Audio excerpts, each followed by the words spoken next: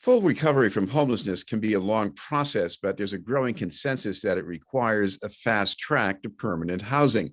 That's the strategy behind a new development plan in Jamaica Plain by the nonprofit service agency, the Pine Street Inn, and its partner, the Community Builders. Until recently, the project, calling for more than 200 units of housing near the Orange Line, was delayed by a legal challenge over parking. To give us an update is the Pine Street Inn's president and executive director, Lyndia Downie. Thank you very much for being with us again, Lyndia. Oh, sure thing. Thanks for having me. Lyndia, I want to go to the heart of this development plan here about the need for a fast track to housing. For some people, that might seem counterintuitive. You look at it in a different way. Why is there a need for this fast track? Well, homelessness is bad for everybody, Chris. It's horrible for the people going through it. It's not good for when people live on the street. It's not good for business. It's not good for anyone.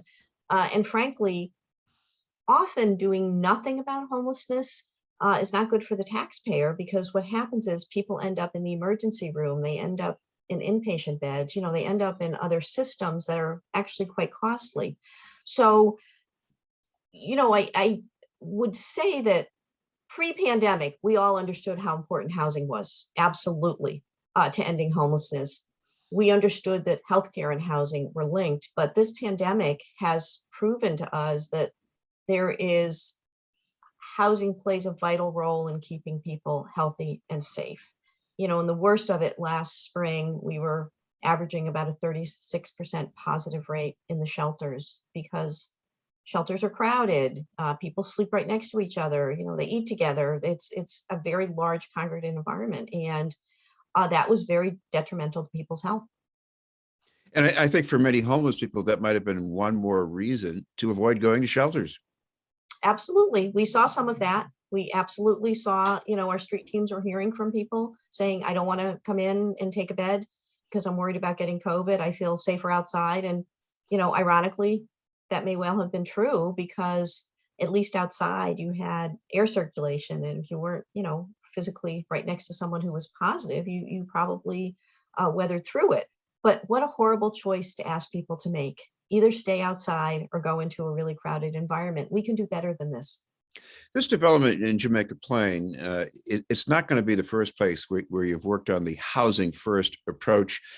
It's been done before. How successful has it been? And what do you need to do to make sure it works? Housing first is a concept where people move into housing, people that are homeless for a long time that have a disability, and then you bring the support services directly to them. And so I think, unlike other type of housing that for many years a lot of us frankly worked on, where people were compliant in a whole bunch of areas and housing came at the end of that compliance period. And for some people, so for example, someone with schizophrenia, who doesn't want to go on medication. So, basically those people often were, in a sense, condemned to homelessness and were told, if you can't deal with your schizophrenia, we can't house you. So this really flips that on its head. And we have been working on this strategy for many years. And I would say a couple of things. It's not perfect. It doesn't work for everybody. There are some people who need even more support than supportive housing can provide. But it is a solution for long-term homelessness, and it solves both the housing problem that people have and the support need. But the most crucial piece of supportive housing is the support. And it's the staff that are in these houses working with people, sometimes sporadically if that's what people need, and sometimes, on a daily basis, with everything from how are you going to pay the rent to how do we help you with your mental health needs to how are we going to help you learn how to grocery shop and cook again. So it is a good long-term solution, but we need more of it. Now, at this development in Jamaica Plain, most of the units will be for people who've experienced homelessness. And I imagine you're planning some services for them too, right? Yes, there will be on-site services in the building, Chris, with 24/7 services. There will also be security around the clock. So in addition to the case management services that we'll be providing, we have a clinical team that works throughout all of our housing. We have 34 different residences across the city, and Boston, Brookline, Chelsea, where we provide permanent housing. And the clinical team supports the case management folks and the tenants. We'll have a terrific community room there, which we're excited about because the neighborhood has been very supportive of this project. And we're looking forward to seeing how we can help people integrate it into the neighborhood and what kind of activities we can have in the community room as well. Now, I know that some things in the original plan were tweaked after meetings in the neighborhood, but if you compare the reception in this neighborhood compared to some other places where they usually don't want to have anything to do with the homeless population, how would you describe it? Well, I just have to shout out to the residents of Jamaica Plain. The community was fabulous. They supported this project. They showed up at, both informal and the very formal meetings that the city has around projects like this. And it's not just that they showed up. They stood up and said, we're going to welcome formerly homeless people into our neighborhood. And you're right, that's rare.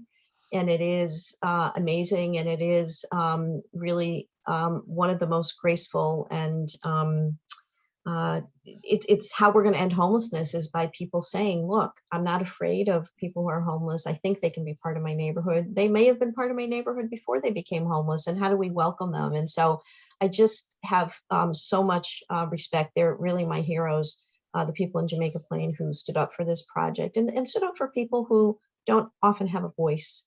The funders, the city, the private donors who gave to this project, who stayed with us even through this litigation. In order for these projects to work, you do have to have your funders stay with you, and you have to have the neighborhood stay with you. So grateful to every one of them, including the state, the Department of Housing and Community Development, and especially at the city level, the Department of Neighborhood Development. They stood with us as we tried to, get to a resolution on the parking issue. And when your development was challenged by a neighboring commercial property owner, there were people who took to the streets to show their support for you. Yes, absolutely. And again, I will say, those folks are my heroes. They stood up for the right thing and said, look, the community supported this project, and we'd hope to not see it, not happen because one person's unhappy. Now, of course, the dispute here is over rights to on-street parking, which are never absolute to begin with. But when you're planning a big development, you have to consider this. You're close to Green Street Station on the Orange Line. You have people who've been homeless, so a lot of them don't have cars anyhow. But this is America. Almost everybody drives whenever they have a chance. So how do you balance those things? Well, there is, some nominal parking on the site, Chris, that has been part of the plan really from the beginning. The original project was downsized by a whole floor. So we were originally at 6 stories. We went down to 5 based on neighborhood feedback. So I would agree that this is a property where almost no one will have cars. And it's very close to public transportation, both the bus line and the T. So I think there was good reason to minimize the parking on this site. And we, I think as a city, are trying hard to minimize cars. As you said, doesn't mean that we're all giving up our cars, but I think the city's doing what they can to minimize it. Having said that, it's understandable why a business owner would be worried about it, because people drive to that business and need parking. And so we've been able to work through an arrangement where we freed up some space for the abutter, some spaces, and we're going to lease some additional spaces once the project is completed. I want to come back to the housing first strategy, because I talked about maybe the coming in part of this, but what about what happens later with people when they've had stable housing? What do you know about what that does for them?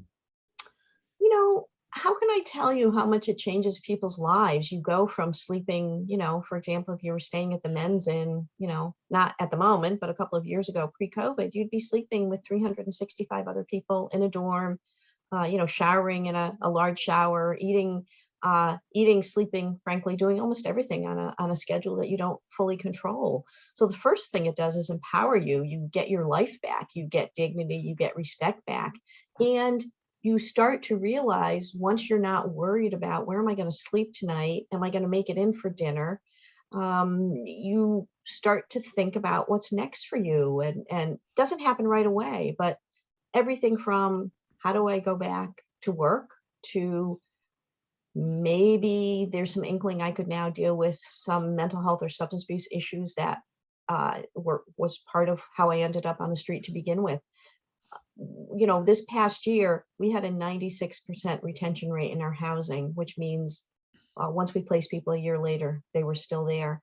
And that's probably the highest we've had. We're typically around 93%. But I think it's indicative of how successful this is. People are not dropping back into homelessness once you house them. So it's not about some personal fault. It's if you give people stability, if you work with them to give them support, you do end their homelessness, and you end it for indefinitely for many people. And it's life-changing. I don't know how else to say it.